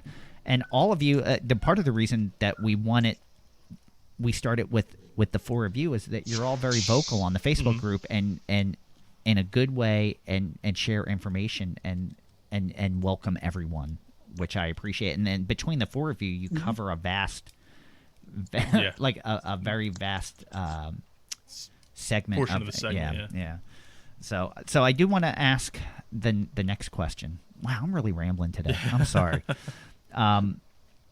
For all of you, and I'd like you to each answer this. If you had to give a tip to any of our listeners that would like to go native on their properties, what's the one tip you would give everyone to start out with? Or just something that was hard, took a long time for you to learn, and you'd like to share that information. Anything like that. If you could give any person that came up to you and said, hey, I'm thinking about doing this at my house, what would you tell them? I could very easily say that go slow. Okay. Because where if you have a lot of property like Roz, you got 3 acres and I heard 2 acres, and you have a lot of property out there. If you're a novice and you just start tearing things up, you're going to end up, nature does not like a vacuum. And once you start to pull things out, it's going to find stuff to go in it, and it may not be what you want. So and that's the same with organic turf too. It's the same thing. You have to take your time and understand what you're doing, and you need to be thought out. You can't just go ripping stuff out just for the sake of ripping it out. I think you need to have a plan. That's probably the most important thing. Richard, that's a very good point. Invasives love disturbance, and once you start that disturbance, that's just opening that up. So great point. Thank you. Roz, how about you? You want to go next? I would like to say that for anybody who would like to garden, I believe that going native is the first step, but just into gardening, in this year more than ever, there's been nothing that has brought me more peace of mind and my soul than just sitting out here with my plants and all the critters that they invite. It's been a more peaceful year for me, almost more than any other year, just because of this garden that we've created back here. So the push for gardening, the push for nature, the push for natives, and just the connectedness that comes with all of it is just all my inspiration to garden and to share it with everybody. So that is another great point. Connectivity is the one thing that I think draws all of us to this. So it's sometimes you can get pulled away and get a little disconnect, but once you have this year has definitely brought me closer, my connection closer with nature. Definitely, that's how we've spent most of our summer. Skip, you want to go? Oh yeah, so I would just say to figure out your site conditions, like what wants to grow there. Okay. So one way that I would do that, like, is just Google like soil jar test. You just take like a soil sample and shake it up in a jar of water, and it settles out into layers. You can tell what kind of soil you have. Yeah. Like sand, loam, and clay. And then I found this app called Rocked, ROCKD. Okay. And it has like the geology of your area. Right, so I can go to a park 2 miles away and look around and say, these plants grow here. But when I look at this map, actually that park is all sand. And my house has like a huge clay formation under it. So those sand plants are not going to like my clay. So you can kind of look at that. It's a pretty easy thing to do. I do. Skip, I swear, just talking to you, I think you'd have a background in this industry. Yeah. Maybe you missed your calling. You know, it's funny because like I actually work in a laboratory. I'm a fish technician, and so I scan slides all day basically in a microscope, and I just have these like kind of podcasts on all the time, and I just pick up information from all over the place. Mm-hmm. But and then I'll just kind of look stuff up when I get home and kind of go further into it sometimes. But I think you're bringing a scientific perspective about it and understanding why it works. You're not just planting things because it's native or they look pretty. You have a complete understanding of why you're planting it and where and what it's doing. Yeah. Which is and actually another thing I wanted to say is I'll credit a lot of that to the Larry Wiener book, Garden Revolution. Yeah. That's actually how I heard about your nursery because he mentions you guys down there. Don Kinezic actually. Yeah. Growing everything from straight seeds and stuff like that. Larry's awesome. Larry's awesome. Really is. I was just talking about him the other day because he was one of my customers when I was just starting out in the industry, going back 31 years ago. So, and it's awesome to see how much of a name he's made for himself and how much good work he's done. He's a great teacher. I'm glad you found that book. Actually, he's good. Yeah. But and the soil is everything. Kind of starts with the soil, and we mentioned that with the Jersey Friendly Yards podcast. That's always a great place to start, and I'm glad you brought that up. Thank you. That was a great. I just have one more thing too. Yeah, please. For James, because he was saying like, how do I know where this plant wants to grow? You can what I do sometimes is I'll go on like iNaturalist. So one of the ones I did was what was it? Goat's Rue, Tephrosia. Mm-hmm. So I looked that up and I saw it grows in White Spog. So I just took a trip down there to kind of look around and see if I could find it. So I mean that's just like a fun way to get out and explore new places and then see like what the habitat actually looks like. Yeah, I use that app all the time. Yeah, I do too. And you know we've actually talked about it when we're trying to find seed sources for things. Like when we want to grow something, it's not just we buy liners in. We need to find a seed source that we're allowed to collect from. And we've actually talked about, hey, where's it growing? Look at iNaturalist. Let's see where it's growing naturally and see, do the same thing. Check around, see what's going on. Is it someplace that, do we know a similar location like that that we have permission to collect from? Yeah. Now we gave away one of our trade secrets. There you go.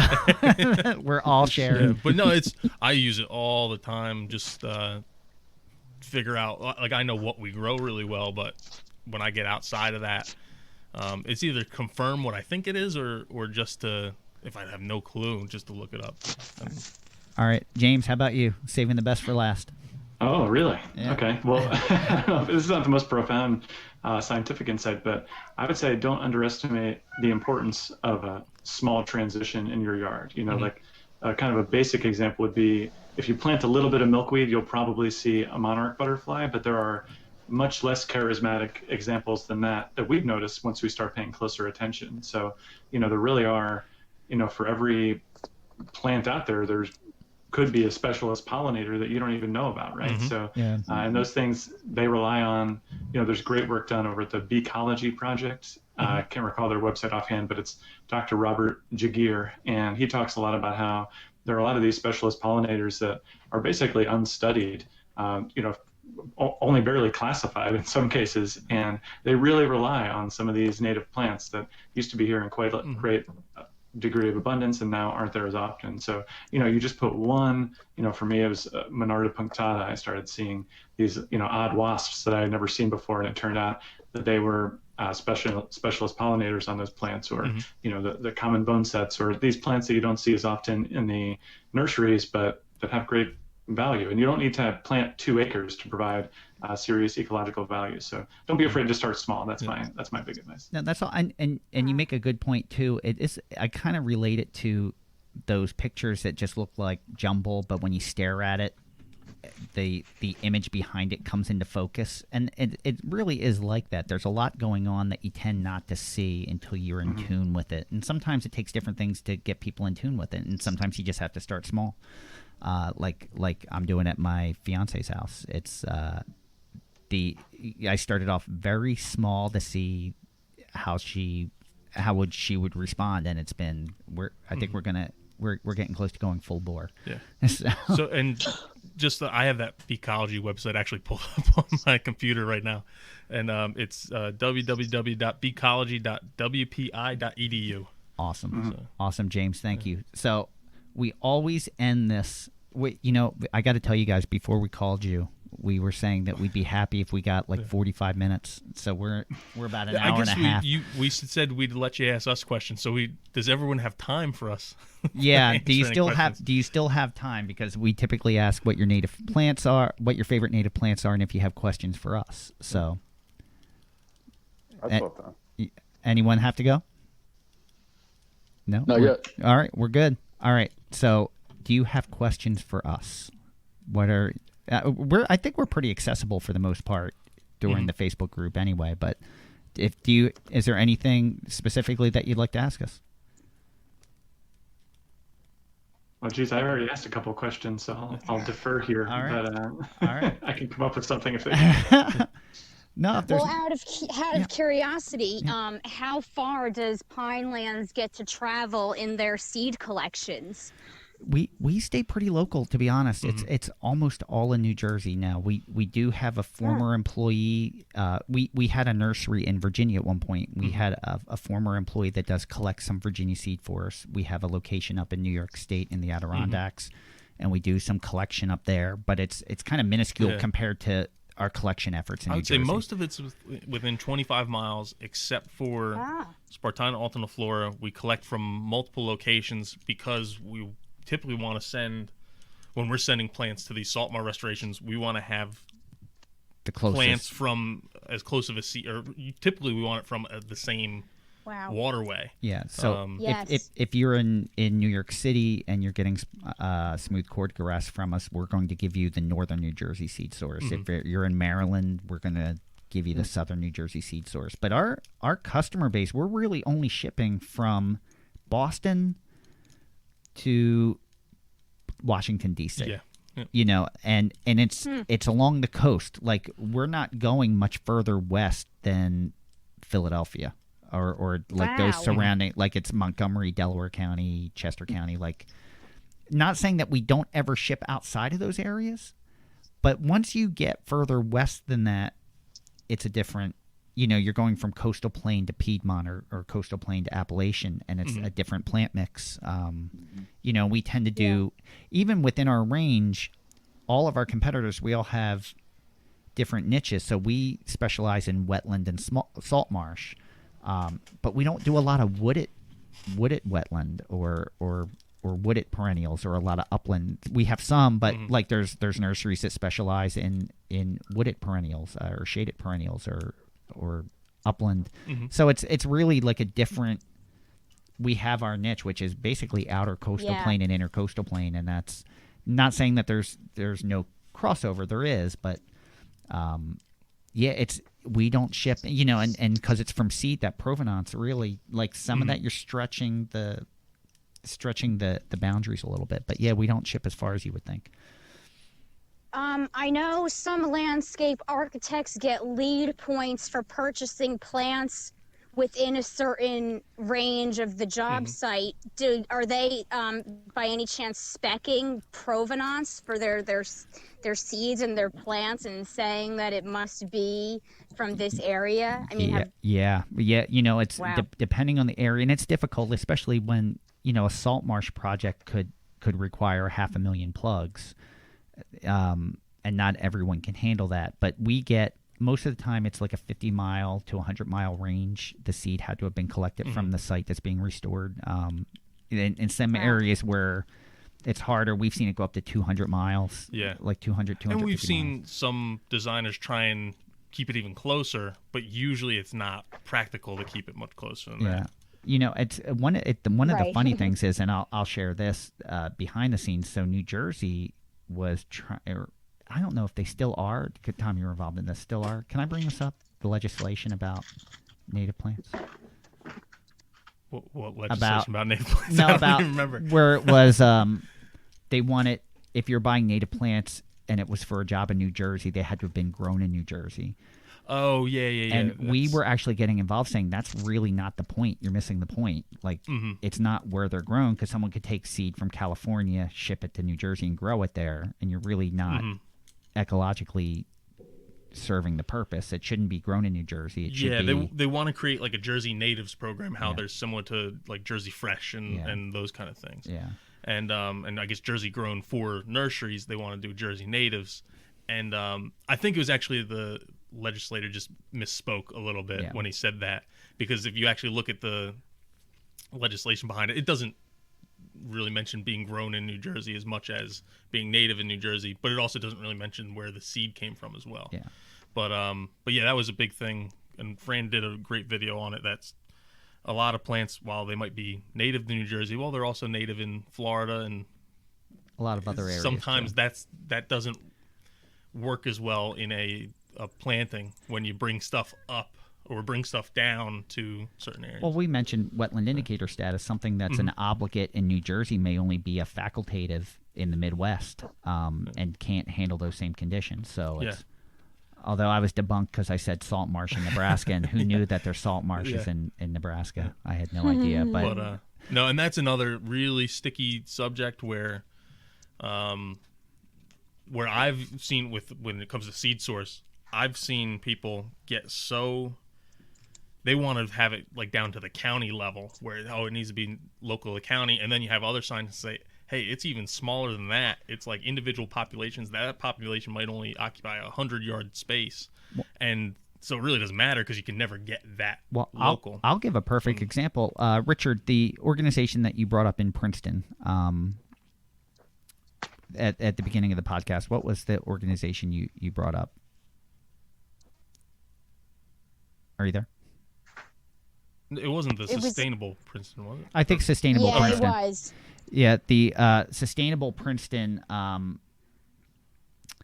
they don't typically buy that many plants from us because they want it closer. They want the provenance closer than what we have, because a lot of times we're southern Burlington County, so they were like, nah, not really what we're looking for. So it's, and you think Princeton's a 25-minute car ride from us, and it's not close enough for them. So any other questions for us? Did we ramble too long? Did we lose everyone? Ross was the only one that answered. How hard is it for you guys to bring on like new species? Like, say you want to bring on a new species. Do you have to work with like the state and like a botanist to go collect that, or you just kind of have like a avenue you already? It depends. It depends. The state doesn't really allow us to collect seed on their lands. They don't. There are conditions where you can apply for permits and things like that, but they don't want. Like, it's frowned upon that you're making money off of collecting something for free off of state land. So for us, when we want to bring it into production, we kind of have to find a colony where we can collect from that we're allowed to collect from legally. Now, we work with a lot of organizations like the New Jersey Conservation Foundation allows us. They have a huge Franklin Park Preserve in southern Burlington County, and we're one of 5 people allowed on the property. So we have some good relationships that way, but it's hard sometimes because if we can't find a seed source, our catalog actually rotates on a yearly basis. Like right now, swamp white oak isn't really producing a lot of acorns. We won't have a crop. Like if we can't collect the seed, so we may go a year or two without certain crops because we just can't locate seed or the colonies aren't producing good seed. Yeah. But I guess time frame wise, it's potentially as fast as 6 months. Yeah. But it could take up to, for us to get, when we're selling seed, well, we have to find the seed source, then bulk up that stock of seed. So we're then growing plants, collecting the seed off them, and keep growing plants until you have a large enough supply of seed that we can grow enough plants to put it out in a field where we're growing 6,000, 12,000, 18,000 plants at a time, then collecting the seed off that. So that can take 5 years to get to where we can get enough plants to collect seed off of that we can sell it. And we've actually had organizations provide us with seed. Yeah. New York City Parks has done that where they've given us seed. But sometimes even from seed, like if they want a certain size woody plant, we're for a contractor, we're like, that's 3 years down the road. Mm-hmm. It takes a year in a seed bed, transplant it to a tubling for a year, pot it up for a year. It's some of the woodies it could take a few years before we could get into it. Some of the herbaceous it could take a year. Depending on the stratification cycle of the seed. Because wild collecting is not like you're getting something that was already in storage. Yep. You're kind of going through that whole stratification process. Any other questions? No, but I might have a lead on swamp white oaks for you in New Jersey because there was some at the camp where I used to work as a kid. So I'll send you that information. all right. I would we'll trade information. You'll I'll make give our you that. propagator really happy. Because he's been, it's the last couple years just that the oaks have declined steadily in mass production. So it's Yeah, we had a stand of them there back in the day, but that was 20 years ago. But they take really good care of the land, so I'll look into it and I'll let you know. Awesome, thank you. So this is the point of the podcast where we ask everyone their favorite native plant. We have all native plant lovers, so this should be good. So, Rich, are you still there? I am, yeah. Okay, awesome. We'll let you go first. Your favorite native plant? I have 3 if I can. Yes, please do. Perennial, shrub, and tree. Oh, awesome. All right. Perennial is Eupatorium hyssopfolium. Okay. Yes. Shrub is Aesculus parviflora. Oh, nice. And the tree is Quercus alba. And I know you also ask people about birds too. So, and I don't know, I'm not sure if it's a native. I just love them, so I'm going wood thrush. I don't believe they're native. Yeah, I was gonna say I don't know my bird, even though I'm a novice birder. There's a native plant nursery in West Virginia called Wood Thrush Native Plants. So I'm assuming native bird. Let's go with it. Let's go with it. All right, awesome. Those are great choices. All right, Roz, you're up. I'm gonna pick 3 too. Okay. Shrub, I'm gonna pick Clethra alnifolia. Okay.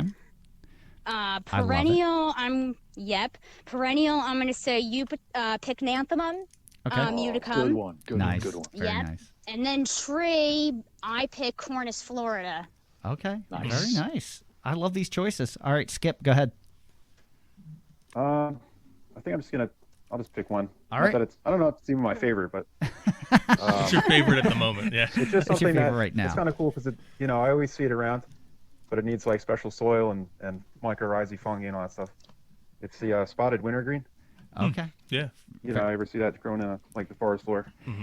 It's fun when you get to see it. There's so many things that you don't expect to see, and you make a good point. There's so many things that are rare species that we can't grow because there's certain relationships they have with other plants and mycorrhizae that we just can't. And we incorporate mycorrhizae into all of our soil too, but it's sometimes you just can't replicate it. But that's a great choice. All right, James. Yeah, I think I'm going to go with another one that I don't see in nurseries either. It's the Lysimachia borealis. It's the starflower, just because it's so neat to find when you're out and about. And I don't know, there's something charming to me about woodland perennials, because that was my start growing up, was just wandering around in those woods at that camp and finding like the May apples and all the, I don't know, it just reminds me of that period of my life where I was adventuring and trying to figure out what plants were before we had apps and Facebook groups and everything like that. So. You have officially stumped me, James. I don't know that plant. I don't know that plant. I've never even heard it. Got me. You got me. Just Google Wow. it. Yeah. Wow. Yeah. Yeah. Wow. As soon as we're done, I'm gonna look it up because I'm stumped. I don't know it. I don't know. Where I tell you guys I just made that plant up completely. You should have just let it go then. You shouldn't have told us. You should have let us put this out there. All right, Guy's got blood in his veins. Ice in his veins. He got ice in his veins. Do we have time for a final thought? Yeah, think? why not? All right. So we typically end with a final thought, and we're gonna let everyone go, and you can talk about anything you want to. We give you the floor for a couple minutes if you want to summarize. If there's anything that you'd like to add that we didn't talk about, now is your time, or forever hold your peace. Richard, please. Great. So again, I appreciate you guys, and I appreciate the other people on the call here too. This has been really great. Had a lot of fun. I could, if it's possible, just mention the working group, the Rutgers Organic Land Care Working Group, and our Best Management Practices Manual. All right. Awesome. In our 4-day online course. You could just Google Rutgers Organic Land Care, and you'll find that. And I'm just going to throw out our website, McCoyFineGardens.com. and also our blog, #EcologyMatters. And the one other association is the Organic Landscape Association. It's a national association, and I know how before we were sort of talking about how we're trying to get people and groups to come together. The goal of this Organic Landscape Association is to bring groups like Pinelands and home gardeners and landscape contractors all together under one umbrella and have a place to, we're hoping that we're going to eventually have classes, webinars, and things like that where everybody can learn.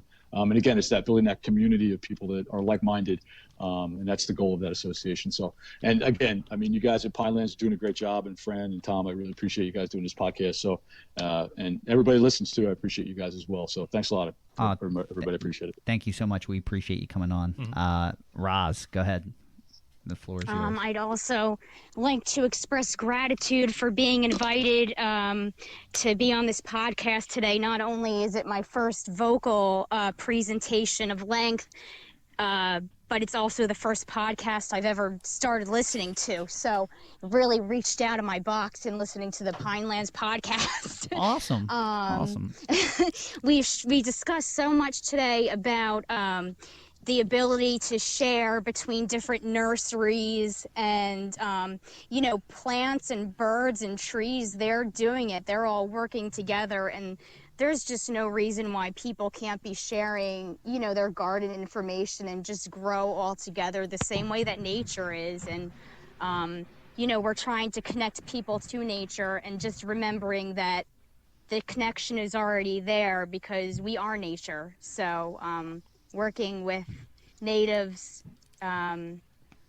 it's just part of the song and part of the rhythm of the universe. So that's me. Very, very well said. It's funny you say that. In Dr. Sala's book, Enrique Sala, who was our guest last week, he mentions that certain trees will actually move their roots to allow seedlings to grow underneath of them. So they've done studies where they've shown that when they produce offspring, or a local tree produces offspring, they'll actually move and help their roots to make more room for other trees. So you make a great point. We're all in this together.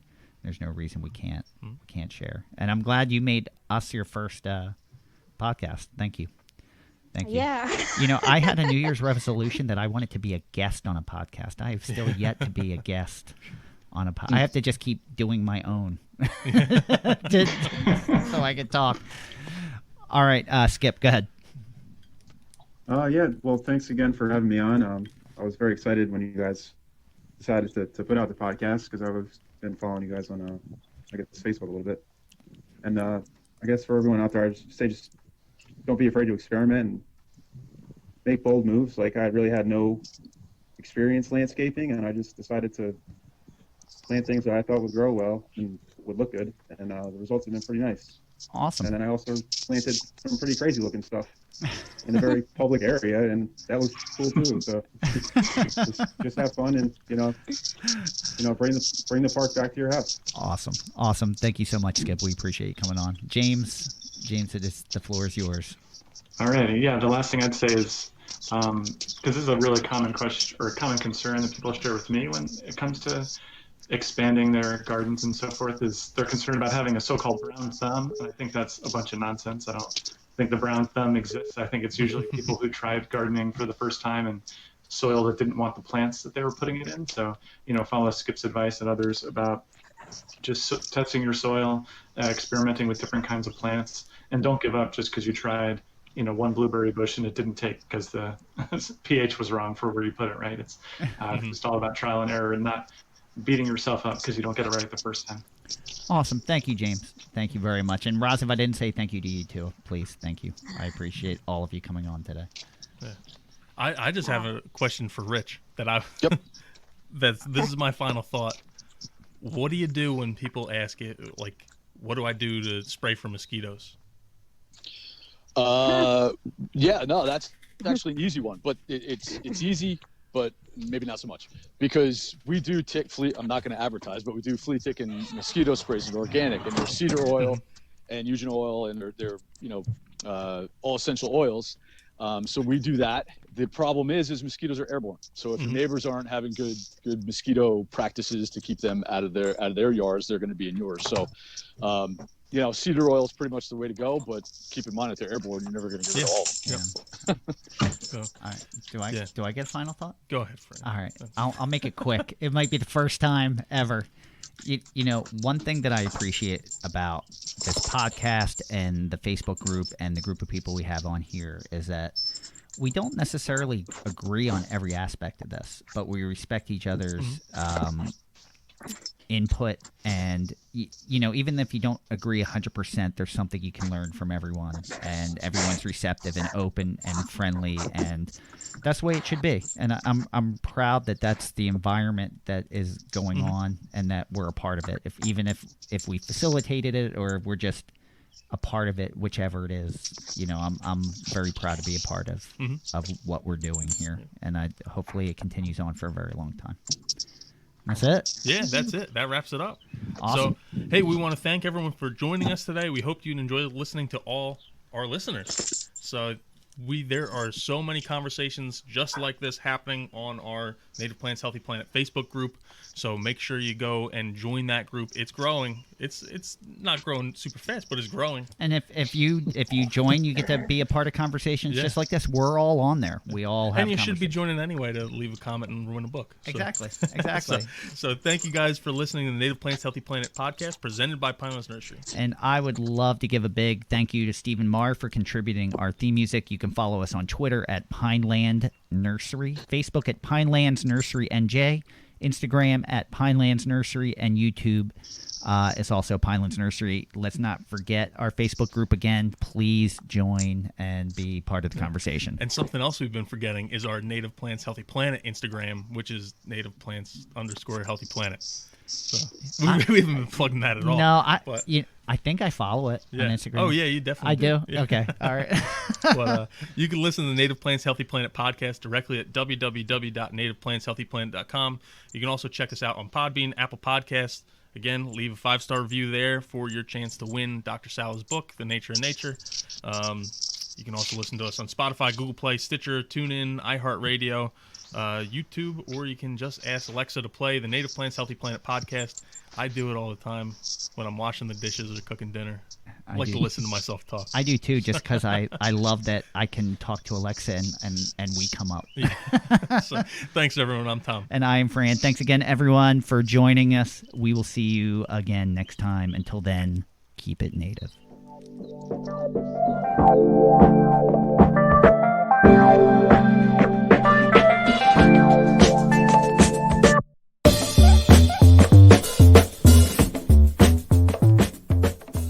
Thank you for listening to the Native Plants Healthy Planet podcast, presented by Pinelands Nursery. Remember to like, share, follow, and comment.